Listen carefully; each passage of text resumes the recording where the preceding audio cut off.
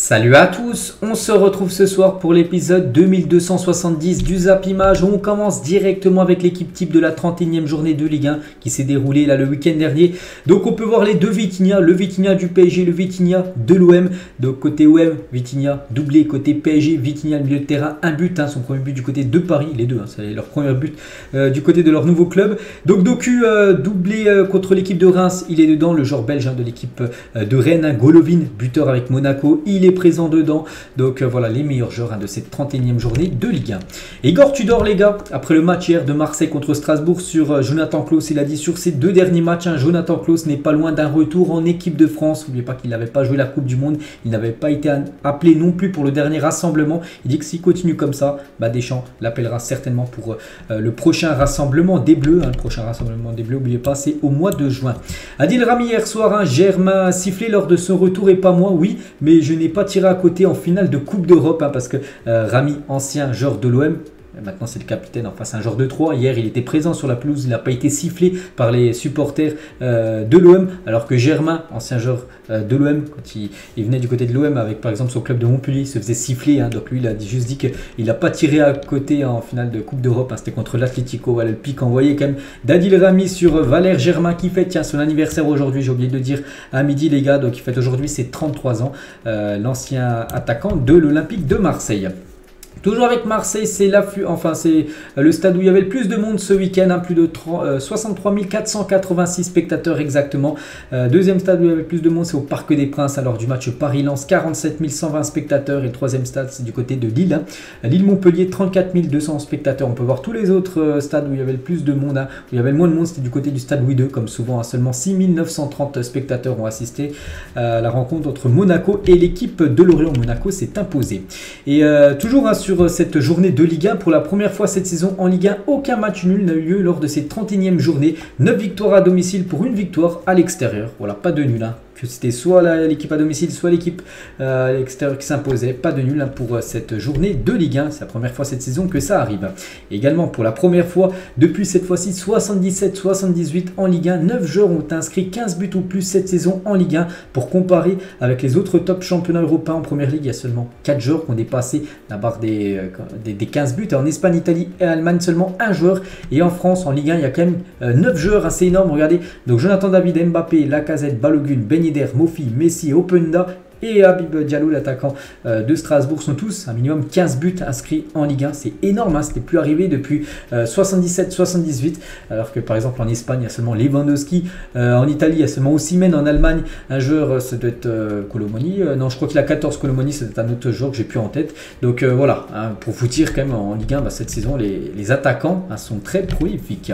Les deux Vitinha de Ligue 1 ont marqué leur premier but avec leur club ce week-end, ça on en a parlé tout à l'heure, le Vitinha de l'OM et le Vitinha du Paris Saint-Germain. Tiens, en parlant du PSG, les gars, Jean-Marc Pilorget aux côtés du président Nasser, puis avec Marquinhos et Verratti avant le coup d'envoi, c'était lors du match PSG-Lens, les gars. Donc Pilorget, c'est une légende totale du côté du PSG parce que c'est le joueur qui a disputé le plus de matchs du côté du Paris Saint-Germain, 435 matchs, et il est toujours le recordman devant Verratti 409 et Marquinhos 401. Donc voilà, si les deux Verratti et Marquinhos qui sont encore joueurs en activité restent encore une de saison, même la saison prochaine, ils dépasseront certainement Pilorget avec ses 435 matchs. Donc cumulé, les trois, c'est plus de 1245 matchs joués du côté de Paris. Donc voilà.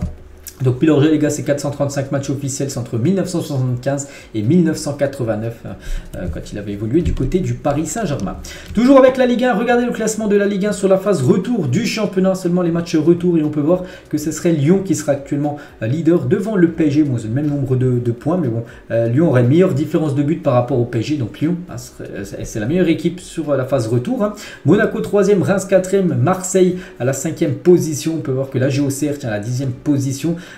Tient l'équipe de 3 qui a perdu hier, ils ont pris seulement 3 points l'équipe de 3 sur la phase retour, c'est une catastrophe. Et voilà, concernant le premier, l'équipe de Lyon les gars, donc Jean-Michel Aulas, le président de Lyon, il a mis ça, un classement de la Ligue 1 sur la phase retour. Il a relayé sur Twitter le classement de la phase retour parce que Lyon est premier de ce classement sur la phase retour. Il a mis ça bien sûr le président lyonnais parce qu'il est très content des derniers matchs de l'OM. On va prendre la direction de Brighton, enfin c'était Chelsea-Brighton, c'était ce week-end, Brighton s'est imposé 2-1. Regardez l'équipe médicale de Brighton, ils sont tous t'as l'impression musclé là-bas. Donc là, c'est un joueur de Brighton qui a dû se faire soigner par l'équipe médicale. Les deux qui sont à côté de lui, voilà, des colosses. Donc voilà, quelques infos du côté de cette équipe de Brighton qui performe cette saison en Première Ligue. On va parler de ce joueur, les gars, pour son 17e match depuis son retour en Première Ligue. Il avait toujours pas inscrit le moindre but. Diego Costa inscrit son premier but avec Wolverhampton, son premier but en Première Ligue depuis 2017 où il évoluait à l'époque du côté de Chelsea. C'est que là, il avait rejoint l'équipe depuis août dernier. Il n'avait pas marqué le moindre but et il a été buteur ce week-end avec son équipe de Wolverhampton. Donc il fait toujours mieux quand même que Richarlison, les gars. Donc Diego Costa, un but en 17 matchs. Richarlison en 19 matchs, aucun but inscrit.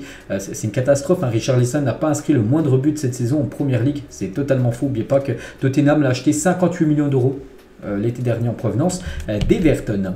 On va parler de Crystal Palace. Crystal Palace qui a licencié Patrick Vieira. En plus, une nouvelle concernant Patrick Vieira qui est actuellement libre. Il devrait peut-être prendre l'équipe de Nottingham Forest qui serait intéressé à l'idée de recruter Patrick Vieira pour remplacer l'entraîneur actuel après leur défaite 2-0 contre Manchester United. Donc voilà, Vieira devrait prendre le banc de Nottingham et pour le remplacer, côté de Palace, les gars. Donc c'est Hudson, et depuis qu'il a remplacé Vieira sur le banc de Crystal Palace, c'est 3 matchs, 3 victoires, 9 buts inscrits. Donc voilà, là, il y a vraiment eu un électrochoc, on va dire, dans la tête des joueurs, parce que depuis que Vieira a été licencié, c'est que des victoires du côté de Crystal Palace. On va parler du Barça, les gars. Le Barça se rend à Madrid, donc c'était du côté de Retafe, c'était hier à bord du train à grande vitesse dans un nouvel exemple de son engagement en faveur de la durabilité. Donc Xavi l'avait dit, c'était avant le match contre Retafe, il y a eu 0-0. C'est pour des raisons environnementales. Nous dormirons à Madrid et cela ne nous affectera pas tellement si le voyage est plus long. Nous sommes ouverts à ce genre de choses, voilà, de ne pas prendre systématiquement l'avion, qui va plus vite bien sûr que le train, mais bon là ils ont préféré prendre le train même si c'est plus long pour la planète, bien sûr c'est mieux, c'est mieux de prendre le train en gros que l'avion, en gros ça fait moins de déjection de pollution, tout ça, donc voilà, une petite info concernant le Barça, et concernant aussi une photo que j'ai montrée à midi, les gars, avec des supporters, je pense les supporters Retafe ou de Barça, mais qui voulaient voir le match et qui étaient dans des arbres. Regardez, ils étaient en live TikTok, les gars, puis ils sont filmés, donc les deux, qui a le maillot du Barça, celui le premier en plan, l'autre du maillot de l'OM et l'autre le maillot du PSG, donc voilà, et regardez leur vue dans l'arbre, bien sûr, pour assister à ce Retafe Barça. Bon, ils n'ont pas manqué grand chose, vu qu'il y a eu 0-0 à la fin de cette rencontre. On va parler de Juan Laporta, les gars. Donc ce matin à 11h, il y avait une conférence de presse de Juan Laporta par rapport à l'affaire Negreira. On va revenir sur tout ce qu'il a dit. Il y a pas mal de choses à dire, tout d'abord. Donc il a dévoilé la preuve que le Barça n'avait reçu que des rapports d'arbitre, cette pratique est légale, et que le Barça n'a pas payé, en gros, l'affaire Negreira, en gros, que le Barça aurait payé l'arbitre ces dernières années pour que le Barça soit favorisé pour l'arbitrage. Il a des dossiers, voilà, pour montrer que le Barça n'a rien payé. L'UEFA ne peut pas nous sanctionner si la justice nous déclare innocents. La justice l'a dit elle-même, ils n'ont jamais eu la moindre preuve que nous achetions des arbitres. Personne n'a pu prouver quoi que ce soit non plus parce qu'il n'y avait rien. Il n'y a rien, tout simplement. Toujours avec Laporta, lorsque l'affaire a été révélée, certains médias ont immédiatement réagi pour nuire à notre image. Ce n'est pas une coïncidence. Il a également dit en 123 ans d'existence, le Barça a toujours été une référence en matière de fair play sur en dehors du terrain. Nous sommes fiers de le dire. C'est plein de déclarations, bien sûr, qu'il a pu dire. Il y a un club, regardez là, il commence à piquer le Real Madrid. Donc il y a un club qui a voulu se mettre dans l'affaire Negreira. Je parle du Real Madrid, il le dit de ses propres mots, c'est le Real. Un club qui a été favorisé par des décisions arbitrales historiquement et encore aujourd'hui. Donc voilà, il dit en gros que c'est pas eux qui sont favorisés, c'est pas le Barça qui est favorisé par l'arbitrage, c'est plutôt le Real Madrid, et toujours maintenant. C'est ce qu'il a dit aujourd'hui dans sa conférence de presse. C'est sorti de sa propre bouche, Laporta. Le Real Madrid a nuit au football durant des années. Pourtant, le Real Madrid et le Barça, il y avait une bonne entente niveau président, même si sportivement, bien sûr, c'est toujours les deux grandes équipes qui s'affrontent, mais voilà, il y avait toujours une bonne entente entre Pérez et Laporta. Il y a presque dit Laporta sur Pérez, parce que Pérez est président du Real. Là, ça a été très très chaud là, dans les prochains jours. Donc Laporta, il a également dit, le Real Madrid est l'équipe du régime, on le sait, leur proximité avec le pouvoir économique, politique depuis 70 ans, la majorité des présidents du comité d'arbitrage étaient sociaux du Real Madrid, en gros, étaient supporters du Real Madrid. Donc voilà ce que peut dire encore Laporta sur le Real, qui clash totalement, on peut dire. En gros, il dit que le Real, c'est eux vraiment qui sont plutôt favorisés sur l'arbitrage. Toujours avec Laporta, nous sommes dans la Super League parce que nous pensons qu'il faut travailler sur la stabilité et l'économie des clubs. Nous n'y sommes pas à cause du Real ou de la Juventus. N'oubliez pas qu'il y a toujours ces trois clubs en Super League, le Barça, le Real et la Juve. Donc il dit c'est parce que nous le voulons d'être dans la Super League et pas parce que c'est le Real et la Juventus qui leur ont demandé de venir dans cette Super League. Et Laporta, il a dit l'UEFA veut agir contre le FC Barcelone parce que nous soutenons le projet de la Super League. Le président Ceferin a fait beaucoup de déclarations offensantes. Je lui demande d'être responsable et sage, contrairement à Tebas, Javier Tebas, qui va clasher, parce que vous n'oubliez pas que Javier Tebas, il n'aime pas trop le Barça. Et Laporta, il a parlé un peu du président de la Liga. Donc Javier Tebas manque de professionnalisme et il a été irresponsable, c'est évident. Il essaie constamment d'alimenter la polémique en envoyant notamment des faux documents contre nous, contre le Barça. Donc voilà tout ce qu'il a pu dire. Bon, quelques-unes, il y en a encore plein d'autres, bien sûr. Mais voilà, les plus importantes, voilà. Il dit qu'il y aura un gros pic sur le Real. Il dit à l'UEFA que pourquoi il serait sanctionné d'exclusion de la Ligue des Champions alors qu'ils n'ont rien fait, tout ça. Donc voilà, tout ce qu'a pu dire Laporta aujourd'hui dans sa conférence de presse. Voilà. Toujours avec le Barça et le Real Madrid. Vu qu'on en parlait là des deux clubs avant. Donc il y a 9 ans, jour pour jour, Gareth Bale inscrivait ce but mythique face au Barça en Coupe du Roi. Tiens, c'était il y a 9 ans, jour pour jour. C'était un 17 avril 2014. Ça a été la dernière Coupe du Roi remportée par l'équipe du Real Madrid. Donc Gareth Bale prenait son couloir et regardez, il passait là quasiment hors des limites du terrain pour aller marquer un but, les gars, incroyable. C'était Pinto, le gardien du Barça.